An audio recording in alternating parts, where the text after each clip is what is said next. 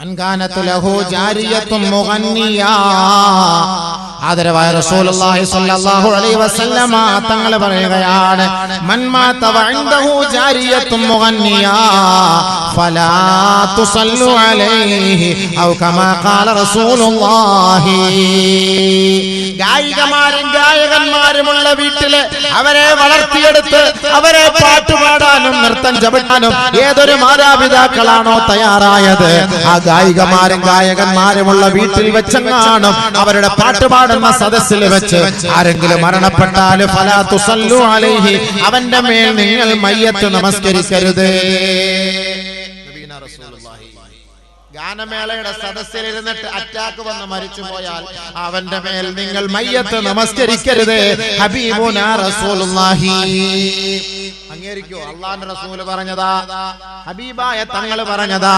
അബൂബക്കർ പ്രത്യേകമായി മെനഞ്ഞുകൂട്ടി പറയുവല്ല, ഹബീബുനാ റസൂലുള്ളാഹി തങ്ങൾ പഠിപ്പിച്ച വാക്കാണിത്.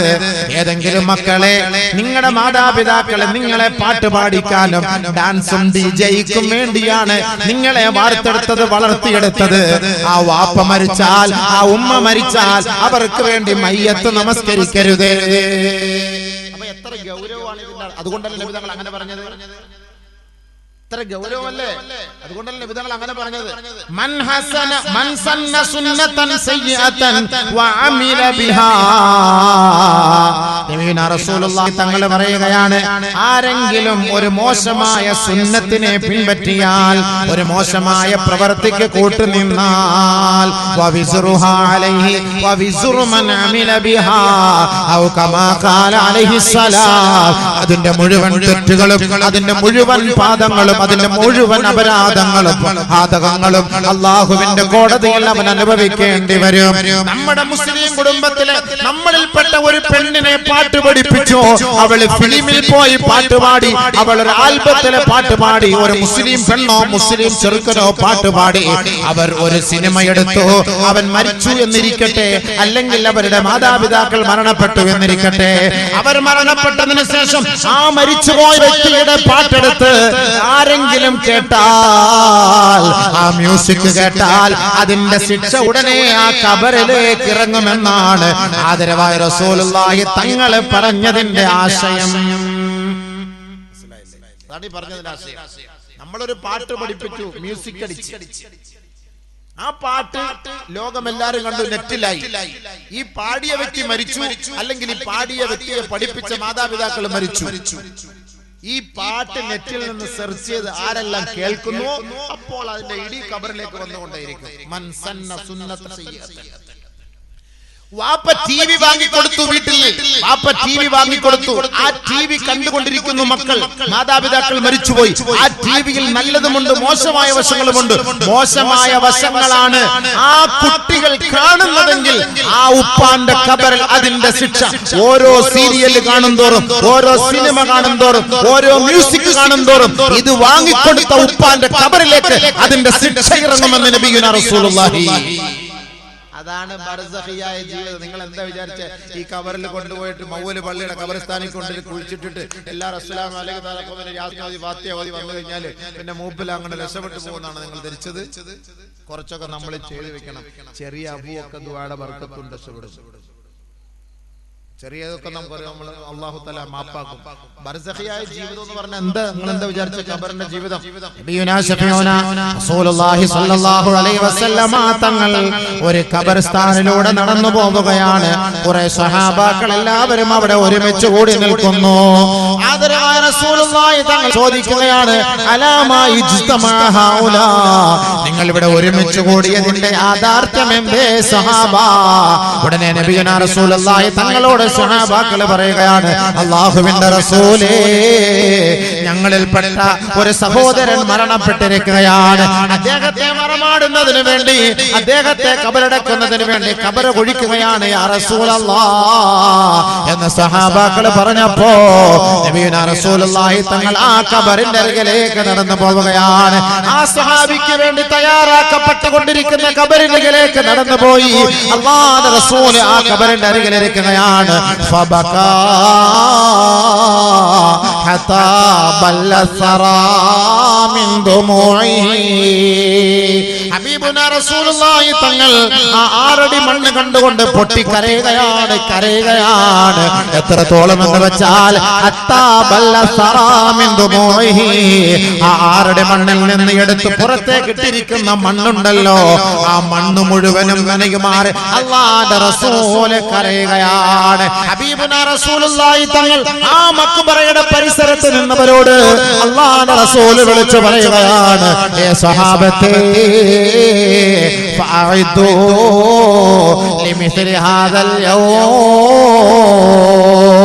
ഇതേപോലെ ഒരു ദിവസം നമുക്ക് ഓരോരുത്തർക്കും സംജാതമാകും സഹാബ. ഇതേപോലെ 6 അടി മണ്ണിൽ കിടക്കേണ്ടി വരും സഹാബ.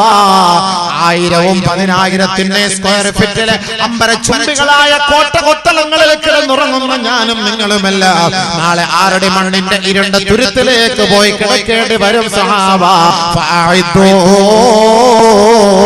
ലിമിസ്ലി ഹാദൽ യൗമിൽ അദീം. ഇതേപോലെ ഒരു ഭയാനകത നിറഞ്ഞ, ഇതേപോലെ ഒരു ഭയങ്കരമായ ഒരു ദിവസത്തെ ഞാനും നിങ്ങളും അയവിറക്കണേ, ഓർക്കണേ. ഇതിൽ തനിച്ച് ഒറ്റയ്ക്ക് കിടക്കേണ്ട ഒരു അവസരം ഉണ്ടാകുമെന്ന് ഈ ഖബർ കണ്ട് നിങ്ങൾ പാഠം പഠിക്കണേ എന്ന് സഹാബാക്കളോട് അല്ലാഹുവിന്റെ റസൂല് പറയുകയാണ്. ബഹുമാനപ്പെട്ട നബിയുനാ റസൂലുള്ളാഹി തങ്ങൾ ഖബറിനെ കുറിച്ച് പറഞ്ഞതിന് ശേഷം, ഖബറിനെ കുറിച്ച് പഠിപ്പിച്ചതിന് ശേഷം, ബർസഖിയായ ജീവിതത്തെ പരിചയപ്പെടുത്തിയതിന് ശേഷം മഹദിയായ ആയിഷ ബീവി പറയുകയാ, ഫമാ റഅയ്തു റസൂലല്ലാഹി സ്വല്ലല്ലാഹു അലൈഹി വസല്ലമ സ്വല്ലാ സ്വലാതൻ ഇല്ലാ തഅവദ മിൻ അദാബിൽ ഖബരി. ആദരവായ റസൂലുള്ളാഹി തങ്ങൾ ഖബറിനെ പരിചയപ്പെടുത്തിയതിന് ശേഷം അല്ലാഹുവിന്റെ റസൂൽ ഏത് നമസ്കാരം നമസ്കരിച്ചാലും ഇല്ലാ തഅവദ മിൻ അദാബിൽ ഖബരി, ഖബറിന്റെ ഭയാനകതകളിൽ നിന്ന് അല്ലാഹുവിനോട് കാവൽ തേടാത്ത ഒരു നമസ്കാരവും ഞാൻ കണ്ടിട്ടേ ഇല്ല. ഹദിയായ ആയിഷ സിദ്ദീഖ. എന്താ മനസ്സിലായോ? അല്ലാഹുവിന്റെ റസൂലിന്റെ വാക്കായത്. ഹബീബായ തങ്ങൾ ഖബറിനെ കുറിച്ച് പറഞ്ഞതിന് ശേഷം അല്ലാഹുവിന്റെ റസൂൽ സല്ലല്ലാഹു അലൈഹി വസല്ലം തങ്ങൾ ഏത് നിസ്കാരം നമസ്കരിച്ചാലും ഖബറിൽ നിന്ന് രക്ഷ തരണേ അല്ലാഹുമ്മ ഇന്നാ നഊദു ബിക മിൻ അദാബിൽ ഖബരി. ഖബറിന്റെ ഭയാനകതകളിൽ നിന്ന് നീ രക്ഷ നൽകണേ അല്ലാഹ്, സഹായം നൽകണേ അല്ലാഹ് എന്ന് ദുആ ചെയ്യാത്ത ഒരു നമസ്കാരവും ഞാൻ കണ്ടിട്ടേ ഇല്ല. എത്ര പേര് ചോദിക്കുന്നുണ്ട് നിസ്കാരം കഴിഞ്ഞിട്ട് അല്ലാഹുവിനോട് പടച്ചവനെ ഖബറിൽ നിന്ന് രക്ഷ താ അല്ലാഹ്, ഖബറിൽ നിന്ന് രക്ഷ താ അല്ലാഹ്? എത്ര പേര് ചോദിക്കുന്നുണ്ട്? അല്ലാഹുവേ എന്റെ ഷോപ്പ് തുടങ്ങി കിടക്കാണ്, പടച്ചവനെ തുറന്നു തരണേ അല്ലാഹ്. പടച്ചവനെ കഫീൽ വിസ അടിച്ചേരുന്നില്ല, അടിച്ചു തരണേ അല്ലാഹ്. പടച്ചവൻ എനിക്ക് കുറെ പണം കിട്ടാനുണ്ട്, അത് വാങ്ങി തരണേ അല്ലാഹ്. പടച്ചവൻ എനിക്കൊരു പുര കെട്ടാനുണ്ട്, അത് കെട്ടിത്തരണേ അല്ലാഹ്. പടച്ചവനെ പുരപ്പണി നടന്നുകൊണ്ടിരിക്കുകയാണ്, അത് പൂർത്തിയാക്കി തരണേ അല്ലാഹ്. പടച്ചവനെ കുറച്ച് കടയുണ്ട്, അത് എത്രയും പെട്ടെന്ന് വീട്ടിൽ തരണേ അല്ലാഹ്. പടച്ചവനെ ശരീരത്തിന്റെ രോഗം, എന്റെ മക്കളുടെ രോഗം, എന്റെ ഭാര്യയുടെ രോഗം നീ മാറ്റി തരണേ അല്ലാഹ്. ഇത്രയും പറയുന്ന കൂട്ടത്തിൽ അല്ലാഹുവേ എന്റെ ബർസഖിയായ ജീവിതം എനിക്ക് ആനന്ദവും സന്തോഷവുമാക്കി തരണമേ അല്ലാഹ്. മനസ്സുകൊണ്ട് പറയാറുണ്ടോ? വെറുതെ പറയരുത്, മനസ്സുകൊണ്ട് പറ. നിങ്ങൾ ആരെങ്കിലും ചെയ്യാറുണ്ടോ? എല്ലാം നമ്മുടെ കുടുംബത്തിന് വേണ്ടി, മക്കൾക്ക് വേണ്ടി, ഭാര്യയ്ക്ക് വേണ്ടി, മറ്റുള്ളവർക്ക് വേണ്ടി ഒക്കെ ചെയ്യും.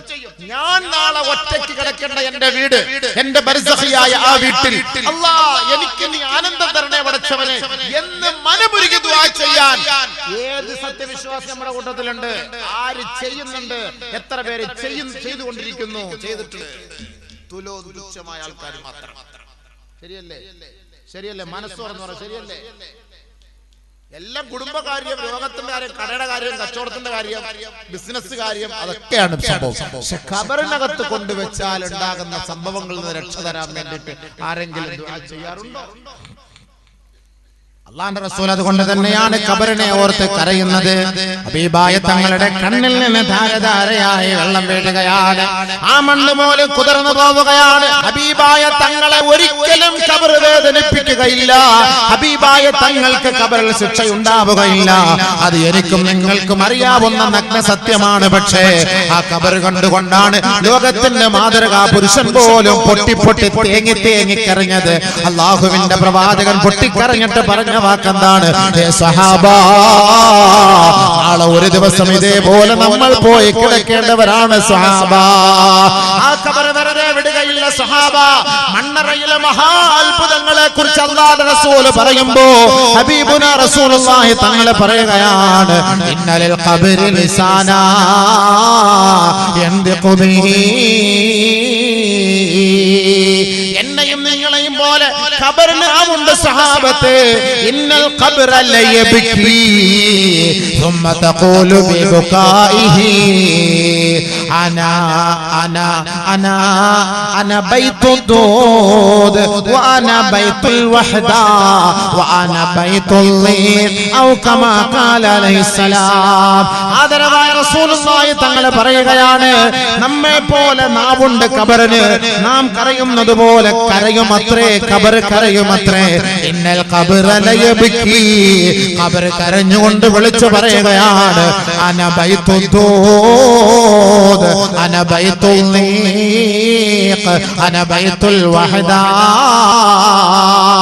എന്നെ കുറിച്ച് നിങ്ങൾക്കറിയുമോ സാദവിന്റെ മക്കളെ? ഞാൻ ഞെരിക്കുന്ന ഭവനമാണ്, ഞാൻ ഏകാന്തതയുടെ തടവറയാ, ഞാൻ വേദനിപ്പിക്കുന്ന വീടാണ്, ഞാൻ വേദനിപ്പിക്കുന്ന ഭവനമാണ്, നിങ്ങളെ പേടിപ്പെടുത്തുന്ന വീടാണ്. ഈ ഖബറുകൾ, ഈ ഭൂമിയിലുള്ള ഖബറുകൾ കരഞ്ഞുകൊണ്ട് കരഞ്ഞുകൊണ്ട് ദിവസം തോറും ഈ ഖബർ വിളിച്ചു പറയുമെന്ന് ലോകത്തിന്റെ മുത്ത് മുഹമ്മദ് മുസ്തഫ സല്ലല്ലാഹു അലൈഹി വസല്ലമ തങ്ങളെ നമ്മളെ പഠിപ്പിക്കുമ്പോ ഞാനോ നിങ്ങളോ ഉറങ്ങാൻ കിടക്കുന്ന ഒരു 10 മിനിറ്റ് സമയമെങ്കിലും അല്ലാഹുവേ ബെഡ്റൂമിലെ ലൈറ്റ് അണച്ചിരിക്കുകയാണ്, കുറ്റാക്കൂരിട്ടാണ്, കൊടും ഇരുട്ടാണ്, അമാവാസിയെ പോലെ അന്ധകാരമാണ്. ഇതേപോലെ നാളെ ഒരു ദിവസം ഞാൻ ഖബറിൽ കിടക്കേണ്ടവനല്ലയോ? അന്ന് എന്റെ തരണി ഉണ്ടാവുകയില്ല, എന്റെ വാത്സല്യ പുത്രന്മാരോ പുത്രിമാരോ ഉണ്ടാവുകയില്ല. ഒറ്റപ്പെട്ട ഏകാന്ത തടവറയ്ക്കുള്ളിൽ കഴിയേണ്ടവനല്ലയോ അല്ലാ? അല്ലാഹു മർഹംനി വർഹം വഹശതി ഫീ ഖബരി. എന്റെ ഏകാന്ത തടവറയിൽ എന്നെ നീ രക്ഷപ്പെടുത്തണേ അല്ലാ, എന്നെ സഹായിക്കണേ അല്ലാ, എന്നെ അനുഗ്രഹിക്കണേ അല്ലാ എന്ന് ഞാനോ നിങ്ങളോ ഉറങ്ങുന്ന സമയത്ത് കണ്ണ് ഈറനണിഞ്ഞുകൊണ്ട് ഒരു 2 മിനിറ്റ് ഖബറിനെ ഓർത്ത് കരഞ്ഞ ചരിത്രമുണ്ടോ? ഉണ്ടോ? ആരെങ്കിലും ഉണ്ടോ? ഉറങ്ങുമ്പോ AC ഒന്ന് ഓണാക്കി കൂട്ടിയിട്, ഒന്ന് 19-ലിട്, ഒന്ന് 18-ലിട്, ഒന്നുകൂടെ തണുക്കട്ടെ. വെള്ളം എടുത്തിട്ടോ കുടിക്കാൻ കൊള്ളം കൊണ്ടുപോവാ, ആ ലൈറ്റ് അങ്ങോട്ട് ഓണാക്കിക്കോ. ബാത്റൂമിന്റെ കഥവ് അങ്ങോട്ട് അടച്ചിട്ട് പോ, ബെഡ്റൂമിന്റെ കഥവ് ലോക്ക് ചെയ്യ്. ഇതിനിടയ്ക്ക് എവിടെ ഖബറിനെ കുറിച്ച് ഓർക്കാം? ലൈറ്റ് എല്ലാം അണച്ചു, ഖബർ പോലെ ഇരുട്ടാണ്. പക്ഷെ ആ ഖബറിനെ കുറിച്ച് അല്പസമയമെങ്കിലും ഓർത്തിട്ട് ഒറ്റയ്ക്ക് ആ കണ്ണൊന്ന് ഈറനണിഞ്ഞാൽ ആ ഖബർ നമുക്ക് സന്തോഷമാണ്. അതാണ് അല്ലാഹുവിന്റെ റസൂൽ സല്ലല്ലാഹു അലൈഹി വസല്ലമ തങ്ങൾ പറഞ്ഞത്. ബർസഖിലെ ഭാഗ്യവാന്മാരെ കുറിച്ച് പറയുന്ന കൂട്ടത്തിൽ ഹബീബുനാ റസൂലുള്ളാഹി തങ്ങൾ പറയുകയാണ്, മാ മിൻ യൗമിൻ ഇല്ലാ വല്ലർദു തുനാദി കുല്ല യൗമിൻ ബിഖംസി കലിമാത്. ഖബറിന്റെ ഏറ്റവും വലിയ അത്ഭുതം എന്തെന്ന് പറയട്ടെ? ആ ഖബറിന്റെ നാവ് കൊണ്ട് ഖബർ വിളിച്ചു പറയുകയാണ്. ഒരു മയ്യത്ത് ഖബറിലേക്ക് കൊണ്ടുവെക്കുമ്പോ, ഖബറിലേക്ക് ഇറക്കി വെക്കുമ്പോ, ആ ഖബറിലേക്ക് കൊണ്ടുവെക്കാൻ സന്തൂക്കിൽ നിന്ന് 2 പേര് ചേർന്ന് ആ ഖബറിന്റെ ഇരുണ്ട മുറിയിലേക്ക് താഴ്ത്തി വെക്കുമ്പോ അല്ലാഹുവിന്റെ റസൂൽ പറയുകയാണ്, ഇന്നൽ അബ്ദ ഇദാ ഉൽഹിദ ഫീ ഖബരിഹി ഫയുനാദിഹി മലകുൻ. ഒരു മലക്ക് വിളിച്ചു പറയുകയാണ്, യബ്ന ആദം, ആദമിന്റെ മോനെ, ബിൽ അംസി കുന്ത അലാ ലഹരിഹാ മാശിയാ വൽ യൗമ സിർത ഫീ ബത്നിഹാ മുൽതജിയാ. യബ്ന ആദം ബിൽ അംസി കുന്ത അലാ ലഹരിഹാ ലാഹികാ വൽ യൗമ അസ്ബഹത ഫീ ബത്നിഹാ ബാക്കിയാ. യബ്ന ആദം ബിൽ അംസി കുന്ത അലാ ലഹരിഹാ മുദ്നിബാ വൽ യൗമ സിർ അംസൈത ഫീ ബത്നിഹാ മുഅദ്ദബാ.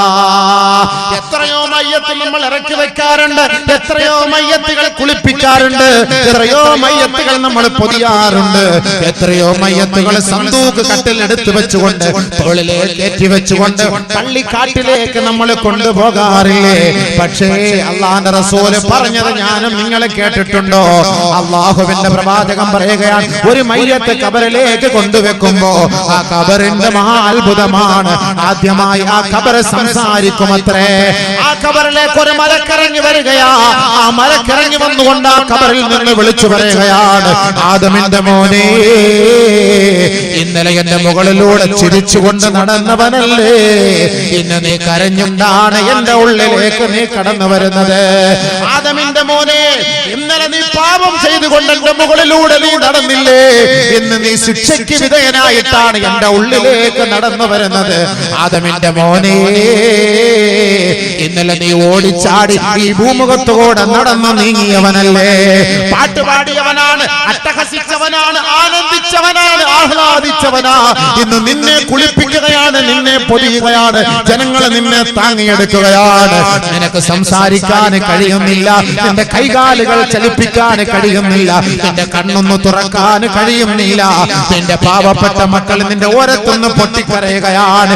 നിന്നെ ഇഷ്ടപ്പെട്ട, നിനക്ക് ഖിദ്മത്ത് ചെയ്ത നിന്റെ തരുണി നിന്റെ ഓരത്തുണ്ട്, നിന്റെ ചാരത്തുണ്ട്. പക്ഷേ അവളുടെ കണ്ണുനീര് നിനക്ക് കാണാൻ കഴിയും, പക്ഷേ പ്രതികരിക്കാൻ സാധ്യമല്ല. അവരുടെ കണ്ണുനീര് ഒന്ന് ഒപ്പിയെടുക്കാൻ നിനക്ക് സാധ്യമല്ല. ഇന്നലെ വരെ ചിരിച്ചു നടന്ന നീ ഇന്ന് നീ കരഞ്ഞുകൊണ്ടാണ് എന്റെ ഉള്ളിലേക്ക് കടന്നു വരുന്നത്. ബഹുമാനപ്പെട്ട നബിയുനാ റസൂലുള്ളാഹി തങ്ങൾ പറയുകയാണ്, എല്ലാ ദിവസവും നമ്മുടെ പള്ളിയുടെ മക്ബറകൾ ഈ 3 വാചകം വിളിച്ചു ചൊല്ലാത്ത ഒരു ദിവസം പോലും ഈ ഭൂമിയുടെ മുകളിലൂടെ കടന്നു പോകുന്നേ ഇല്ല. മദീനയുടെ മുത്തുമോൻ മുഹമ്മദ് മുസ്തഫ സല്ലല്ലാഹു അലൈഹി വസല്ലം റസൂൽ പറഞ്ഞതാണ്, അങ്ങനെ ചർച്ച ചെയ്യാത്ത ഒരു ഖബർ പോലും ഒരു പള്ളികളിലും ഒരു മഖാബറുകളിലും ഇല്ല. എല്ലാ ഖബറും വിളിച്ചു പറയും, എല്ലാ ഖബറും വിളിച്ചു പറയും. ഇന്നലെ സുഖിച്ചു നടന്നു, ഇന്ന് നീ വാ എന്റെ ഉള്ളിലേക്ക് വാ. ആരും ചിന്തിക്കാൻ, ആ മയ്യത്തിന് കേൾക്കാം ഈ പറയുന്നത്. എന്നിട്ട് ആ ഖബർ വിളിച്ചു പറയുകയാണ്, അനല്ലദീ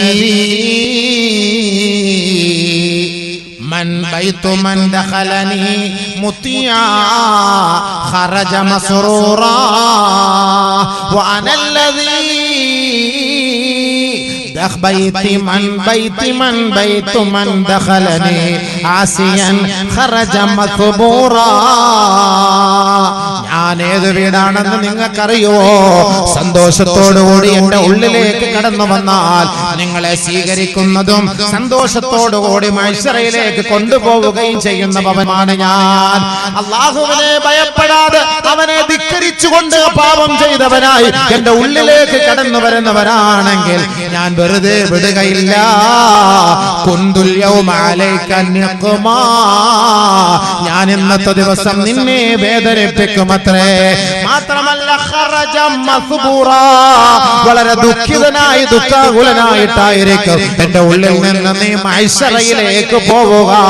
അതുകൊണ്ട് വൈൻ കാന മുത്തിഅൽ റബ്ബിക വ അനാ വ കുന്തുൽ യൗമ അലൈക നിഅമാ. അല്ലാഹുവിനെ വഴിപ്പെട്ട് ജീവിക്കുന്ന സാലിഹായ മനുഷ്യനാണ് നീ എങ്കിൽ ഇന്നത്തെ ദിവസം നിന്നെ ഞാൻ സന്തോഷത്തോടെ നിന്നെ ഞാൻ കൈവെള്ളയിൽ കൊണ്ട് നടക്കുമത്രേ. അല്ലാഹുക്ക് ധിക്കാരം പ്രവർത്തിച്ചിട്ടാണ്, അവൻ വിരോധിച്ച കാര്യങ്ങൾ ചെയ്തിട്ടാണ് എന്റെ ഉള്ളിലേക്ക് നിങ്ങൾ കടന്നു വരുന്നതെങ്കിൽ കൊണ്ട് അലൈക നിഖ്മാ, ഞാൻ നിങ്ങൾക്ക് വല്ലാത്ത വേദനയും ഇല്ലാത്ത പീഡനവും സമ്മാനിക്കുന്ന ഖബറാണ് ഞാനെന്ന് ഖബർ വിളിച്ചു പറയുമെന്ന് ലോകത്തിന്റെ മുത്ത് മുഹമ്മദ് മുസ്തഫ സല്ലല്ലാഹു അലൈഹി വസല്ലം. ആരെങ്കിലും ശ്രദ്ധിക്കുന്നുണ്ടോ? എത്ര ഖബർ കുഴിക്കുന്നു, എത്ര ഖബറിലേക്ക് ഇറക്കി വെക്കുന്നു, എത്ര ഖബർ മണ്ണിട്ട് മൂടുന്നു, എത്ര ഖബറുകളിലേക്ക് നമ്മൾ പോകുന്നു. പക്ഷെ ആരെങ്കിലും മനസ്സിലാക്കുന്നുണ്ടോ ഇങ്ങനെയൊക്കെ സംഭവിക്കുന്നുണ്ട് ഖബറിൽ? ആരും മനസ്സിലാക്കുന്നില്ല. ാണ് ഖബർ. നമ്മൾ വെറുതെ ചുമ്മാ ഒരാളെ കൊണ്ടിട്ട് വെറുതെ അങ്ങനെ കുഴിച്ചിട്ടിട്ട് യാ അല്ലാഹ് മഅ സലാം എന്ന് പറഞ്ഞ് പോകാൻ പാടില്ല. അവിടെ നിൽക്കണം. നമ്മൾ നിൽക്കുന്ന സമയം വരെ മലക്കൾ വരൂല. ഇസ്തഗ്ഫിറൂ ലിയഖീകും ഫഇന്നഹുൽ ആന യുസ്അൽ. നിങ്ങൾ എഴുന്നേറ്റ് പോകരുത്. ആ ഖബറിന്റെ അരികിൽ നിങ്ങൾ നിൽക്കണം. നിങ്ങളുടെ സഹോദരൻ ഇപ്പോൾ ചോദ്യം ചെയ്യപ്പെടാൻ പോവുകയാണ്. അതുകൊണ്ട് ആ ഖബറാളിക്ക് വേണ്ടി നിങ്ങൾ അല്ലാഹുവിനോടൊന്ന് പാപമോചനം തേട്. പോകരുത്. ഒരു ഖബറിന്റെ അരികിൽ നിന്ന് സഹാബാക്കൾ വളരെ വേഗത്തിൽ പോകുന്നത് കണ്ടിട്ട് അല്ലാഹുവിന്റെ റസൂൽ സല്ലല്ലാഹു അലൈഹി വസല്ലമ തങ്ങൾ സഹാബാക്കൾക്ക് നൽകിയ താക്കീതാണ്, നിങ്ങൾ പോകരുതേ പോകരുതേ, ആ ഖബറാളിക്ക് വേണ്ടി നിങ്ങൾ പാപമോചനം തേടണേ. അതാണ് നമ്മൾ ആ ഖബറിനരികിൽ നിന്ന് വിളിച്ചു പറയുന്നത്, അല്ലാഹുമ്മ സബ്ബിതുഹു ഇൻദ സുആൽ, അല്ലാഹുമ്മ ജാഫിൽ ഖബ്റ അൻ ജൻബിഹി, അല്ലാഹുമ്മ ഗഫിർ ലഹു വർഹംഹു, അല്ലാഹുമ്മ ആമിൻഹു മിൻ കുല്ലിൽ ഫസഅ. അല്ലാഹുവേ, ആ ഖബറാളിക്ക് നീ പുറത്തു കൊടു, ആ ഖബറാളിക്ക് വിശാലത കൊടു, ആ ഖബറാളിയുടെ ചോദ്യത്തിന്റെ മുന്നിൽ വിറങ്ങലിച്ചു പോകാതെ ധരിച്ചു നിൽക്കാതെ മറുപടി പറയാനുള്ള ധൈര്യവും സ്ഥൈര്യവും നീ നൽകണേ പഠിച്ചവനെ എന്ന് നമ്മൾ ആ ഖബറിന്റെ അരികിൽ നിന്ന് ദുആ ചെയ്യുന്നതിനാണ് ഖബറിന് സന്തോഷം കിട്ടാനാണ്. ഖബറിന് സന്തോഷം കിട്ടാൻ ഖബറൊന്നും വെറുതെ വിടൂല ആരെയും, അത് പ്രവാചകന്റെ മോനാണെങ്കിലും പോലും. അതാണ് രസം, അതാണ് ഞാൻ പറഞ്ഞു വന്നത്. സല്ലല്ലാഹു അലൈഹി വസല്ലമ തങ്ങൾ ഹബീബുനാ റസൂലുള്ളാഹി തങ്ങളെ പറയുകയാണ്, വസ്തുഖിനിയ മിൻ ഹാദിഹി ളമ്മത്തി തലാദത്തുൻ, ഖബറിന്റെ ഞെരുക്കത്തിൽ നിന്ന് രക്ഷപ്പെട്ടത് മൂന്ന് പേരാണ്. അതിലൊന്ന് അൽ അംബിയാ, അംബിയാക്കളാണ്, അവരെ ഖബർ വെറുതെ വിടും. രണ്ടാമത് ഖുൽ ഹുവല്ലാഹു അഹദ്, മരണസമയത്ത് ഓതുന്നവരാരാണോ അവരെയും ഖബർ ഞെരുക്കുകയില്ല. ആ ഭാഗ്യം അല്ലാഹു നമുക്ക് ഓരോരുത്തർക്കും നൽകുമാറാകട്ടെ. എപ്പോഴും ഖുൽ ഹുവല്ലാഹു ഓതണം. സൂറത്തുൽ ഇഖ്ലാസ് അതൊരു വലിയ ബർക്കത്തുള്ള കേസാണ്. നമ്മുടെ രോഗങ്ങൾ, നമ്മുടെ ഇടങ്ങേറുകൾ, നമ്മുടെ വിഷമങ്ങൾ, നമ്മുടെ പ്രയാസങ്ങൾ, ഒരുപാട് വിഷമങ്ങളും രോഗങ്ങളും ദുഃഖങ്ങളും കൊണ്ട് കഷ്ടപ്പെടുന്നവരുടെ നമ്മുടെ കൂട്ടത്തിൽ. ആ ബുദ്ധിമുട്ടും പ്രയാസങ്ങളൊക്കെ മാറിക്കിട്ടാൻ വേണ്ടി ഏറ്റവും എളുപ്പമായ വഴിയാണ് സൂറത്തുൽ ഇഖ്ലാസ് അധികമായി പാരായണം ചെയ്യുക. من قرأها 3 مرات عدل بالقراءة الوحي كله أو كما قال عليه السلام. ആരെങ്കിലും 3 പ്രാവശ്യം സൂറത്തുൽ ഇഖ്ലാസ് ഓതിയാൽ പരിശുദ്ധമായ ഖുർആൻ മുഴുവനും ഓതിയവനെ പോലെയാണ്. സൂറത്തുൽ ഫാത്തിഹ ഒക്കെ ഓതുമ്പോൾ നമ്മൾ 3 പ്രാവശ്യം ഖുൽ ഹുവല്ലാഹു അഹദ് ഓതുന്നതിന്റെ കാരണം എന്താണ്? സൂറത്തുൽ ഇഖ്ലാസ് 3 പ്രാവശ്യം ഓതുന്നത് ഖുർആൻ മുഴുവനും ഓതിയവനെ പോലെയാണ് നബിയുനാ റസൂലുള്ളാഹി. അതാണ് 3 പ്രാവശ്യം ഖുൽ ഹുവല്ലാഹു ഓതുന്നത്. من قرأها 3 مرات عدل بالقراءة الوحي كله. അല്ലാഹു തആല നബിതങ്ങൾക്ക് ഇറക്കി കൊടുത്ത വഹി മുഴുവനും ഒരാൾ പാരായണം ചെയ്ത് പൂർത്തിയാക്കിയവനെ പോലെയാണ്. 3 പ്രാവശ്യം ഒരാൾ സൂറത്തുൽ ഇഖ്ലാസ് ഓതിയാൽ. ومن قرأها 30 مرة لم يفضله أحد من هذا اليوم. ആരെങ്കിലും 30 പ്രാവശ്യം സൂറത്തുൽ ഇഖ്ലാസ് പാരായണം ചെയ്താൽ അന്നേ ദിവസത്തിൽ അവനേക്കാൾ ശ്രേഷ്ഠനായ ഒരാൾ പോലും ഈ ഭൂമുഖത്തുണ്ടാവുകയില്ല. 30 പ്രാവശ്യം സൂറത്തുൽ ഇഖ്ലാസ് ഓതുന്നവർക്ക് അവനാണ് ഈ ഭൂലോകത്ത് വെച്ച് ഏറ്റവും ശ്രേഷ്ഠൻ. നബിയുനാ റസൂലുള്ളാഹി അല്ലാഹു റസൂൽ പറഞ്ഞ വാക്കാണ്. 30 പ്രാവശ്യം. ومن قرأها حين يدخل منزله نفعت عن الفقر ونفعت الجار. ആരെങ്കിലും വീട്ടിലേക്ക് പ്രവേശിക്കുന്ന സമയത്ത് സൂറത്തുൽ ഇഖ്ലാസ് ഓതിക്കൊണ്ടാണ് പ്രവേശിക്കുന്നതെങ്കിൽ ആ വീട്ടിലെ ദാരിദ്ര്യം അല്ലാഹു എടുത്തു കളയുകയും അവരെ സംരക്ഷിക്കുകയും ആ വീടിന്റെ അയൽപക്കത്തുള്ളവർക്ക് പോലും അല്ലാഹു ദാരിദ്ര്യം നൽകുകയോ പട്ടിണി നൽകുകയോ ചെയ്യാതെ അവരെ സഹായിക്കുകയും ചെയ്യുമത്രേ. സൂറത്തുൽ ഇഖ്ലാസ് ഓതിയാൽ വീട്ടിൽ കയറുന്ന സമയത്ത് ബാഗ് കഴിഞ്ഞിട്ട് പോകുമ്പോൾ പുരയിൽ കയറുമ്പോൾ അവിടെ സിറ്റ് ഔട്ടിൽ നിന്നിട്ട് സൂറത്തുൽ ഇഖ്ലാസ് ഓതിയിട്ട് കയറണം. പെണ്ണുങ്ങന്മാർ അശുദ്ധി ഉണ്ടെങ്കിൽ ഓതണ്ട, ആണുങ്ങന്മാർ ഓതട്ടെ. സൂറത്തുൽ ഇഖ്ലാസ് ഓതിയിട്ട് കയറണം. കടയിൽ കയറുമ്പോൾ സൂറത്തുൽ ഇഖ്ലാസ് ഓതിയിട്ട് കയറണം. ഇത്ര വലിയ കാര്യം, കുറഞ്ഞ കാര്യമാണോ സൂറത്തുൽ ഇഖ്ലാസ്? രാത്രി ഉറങ്ങാൻ കിടക്കുമ്പോൾ ആരെങ്കിലും സൂറത്തുൽ ഇഖ്ലാസ് ഓതിക്കൊണ്ടുറങ്ങിയാൽ إذا أراد أن ينام نام على يمينه ثم قرأ قل هو الله أحد 100 مرة. വലത് സൈഡിൽ കിടന്നുറങ്ങുക, വലത്തോട്ട് തിരിഞ്ഞു കിടക്കുക, തന്റെ കവിളിന്റെ താഴെ കൈവച്ച് കിടന്നുറങ്ങുക. 100 പ്രാവശ്യം സൂറത്തുൽ ഇഖ്ലാസ് പാരായണം ചെയ്യുക. ഖിയാമത്ത് നാളിൽ അല്ലാഹു സുബ്ഹാനഹു വ തആല അവനോട് പറയും, എന്റെ വലതു ഭാഗത്തുകൂടി നീ സ്വർഗ്ഗത്തിലേക്ക് പ്രവേശിച്ചു. അല്ലാഹ് പ്രത്യേകമായിട്ട് അവനെ വിളിക്കും, എന്റെ വലതു ഭാഗത്തുകൂടി നീ സ്വർഗ്ഗത്തിലേക്ക് പ്രവേശിച്ചു. സൂറത്തുൽ ഇഖ്ലാസ് ഓതി കിടക്കുന്നവർ ഉറങ്ങുന്ന സമയത്ത് സിനിമയും സീരിയലും കണ്ടിട്ട് ഉറങ്ങുന്നവർക്ക് നാളെ ഇബ്ലീസ് വിളിക്കുമ്പോ എന്റെ ഇടതുഭാഗത്തോടി നരകത്തോട്ട് പോയിക്കോ, ഞാൻ പുറകെ വരാം. എന്റെ കൂട്ടുകാരെ മുഴുവനും ഞാൻ അകത്ത് കയറ്റിയിട്ട് ഞാൻ പുറകെ വരാം, ഇങ്ങോട്ട് പോയിക്കോളാൻ പറയാം, എല്ലാവരും ഇങ്ങോട്ട്. ഇതാ രണ്ട് വ്യത്യാസത. ഇഖ്ലാസ് ഓതിട്ട് ഉറങ്ങുന്നവർക്ക് കിട്ടുന്ന ഗുണമാണ് സൂറത്തുൽ ഇഖ്ലാസിന്റെ മഹത്വത. നമ്മുടെ രോഗങ്ങൾക്ക് പരിഹാരമാണ്. അള്ളാഹുവിന്റെ നാമങ്ങൾ ഓതി ദുആ ചെയ്യ്, തീർച്ചയായും നമുക്ക് എല്ലാ പ്രശ്നങ്ങൾക്കും അള്ളാഹു പരിഹാരം തരും. അതുകൊണ്ട് സൂറത്തുൽ ഇഖ്ലാസ് വലിയ ഗുണങ്ങൾ, അതിന് ഒരുപാട് ശ്രേഷ്ഠതകൾ സവിശേഷതകളൊക്കെ ഹദീസിൽ വന്നിട്ടുണ്ട്. അങ്ങോട്ടേക്കൊന്നും ഞാൻ കടക്കുന്നില്ല. അതുകൊണ്ട് മരിക്കുന്ന സമയത്ത് ഇഖ്ലാസ് ഓതിക്കോ. ആരെങ്കിലും മരിക്കാൻ കിടക്കുമ്പോൾ നിങ്ങളെ കൊണ്ട് നോദിക്കോട് ഓതാൻ പറ, സൂറത്തുൽ ഇഖ്ലാസ് ഓതട്ടെ. അസ്വസ്ഥത, ശാരീരികമായ ഒരു അസ്വസ്ഥത, ഒരു ബുദ്ധിമുട്ടോ നമുക്ക് അനുഭവപ്പെട്ട് ആശുപത്രിയിലേക്ക് പോകുന്നു, ഇഖ്ലാസ് ഓതിക്കൊണ്ടുപോ, സൂറത്ത് ഇഖ്ലാസ് ഓതിക്കൊണ്ടുപോ. മരിക്കുന്ന സമയത്ത് നീ ഒരുപക്ഷെ മരിച്ചുപോയാലും പ്രശ്നമില്ല, ഇഖ്ലാസ് ഓതിട്ടാണ് അവൻ മരണപ്പെട്ടത്. അൽഹംദുലില്ലാഹ്, അവനെ ഖബറിന്റെ ഞെരുക്കത്തിൽ നിന്ന് അല്ലാഹു അവനെ സഹായിക്കും. അതാണ് അതിന്റെ അർത്ഥം. അല്ലാഹു ഓതാൻ തൗഫീഖ് തരട്ടെ, അല്ലാഹു ഓതാൻ തൗഫീഖ് തരട്ടെ, അല്ലാഹു ഓതാൻ തൗഫീഖ് തരട്ടെ. അങ്ങനെ ഓതിയിട്ട് മരിക്കാൻ അല്ലാഹു തൗഫീഖ് തരട്ടെ. അങ്ങനെ സൂറത്തുൽ ഇഖ്ലാസ് ഓതുന്നവരെയും ഖബർ ഞെരുക്കില്ല. ബർസഖിലെ ഭാഗ്യവാന്മാരാണ്. ബർസഖിലെ ഭാഗ്യവാന്മാർ ആരെ? ഒന്ന് അമ്പിയാക്കൾ, രണ്ട് സൂറത്തുൽ ഇഖ്ലാസ് പാരായണം ചെയ്യുന്നവർ. സല്ലല്ലാഹു അലൈഹി വസല്ലം തങ്ങൾ അങ്ങനെ പറയാണല്ലോ ഖബറിന്റെ അവസ്ഥകളെ കുറിച്ച്. അങ്ങനെ അങ്ങോട്ട് പറഞ്ഞിട്ട് നബി സല്ലല്ലാഹു അലൈഹി വസല്ലം തങ്ങൾ അങ്ങനെ കരയാണ്. ഒരിക്കൽ അല്ലാഹുവിന്റെ റസൂൽ സല്ലല്ലാഹു അലൈഹി വസല്ലം തങ്ങൾ പറയുകയാണ്, മാ ഉഫിയ അഹദുൻ മിൻ ലഗതത്തിൽ ഖബ്രി ഇല്ലാ ഫാത്തിമത ബിൻത് അസദ് ബൻ ഹാഷിം ഔ കമാ ഖാല അലൈഹി സലാം. ഖബറിന്റെ ഞെരുക്കത്തിൽ നിന്ന് രക്ഷപ്പെടുകയില്ല ഫാത്തിമത ബിൻത് അസദ് എന്ന് പറയുന്ന മഹദിയല്ലാതെ. ഖബറിന്റെ ഞെരുക്കത്തിൽ നിന്ന്, ഖബറിന്റെ ഇടങ്ങേറിൽ നിന്ന് രക്ഷപ്പെടുകയില്ല.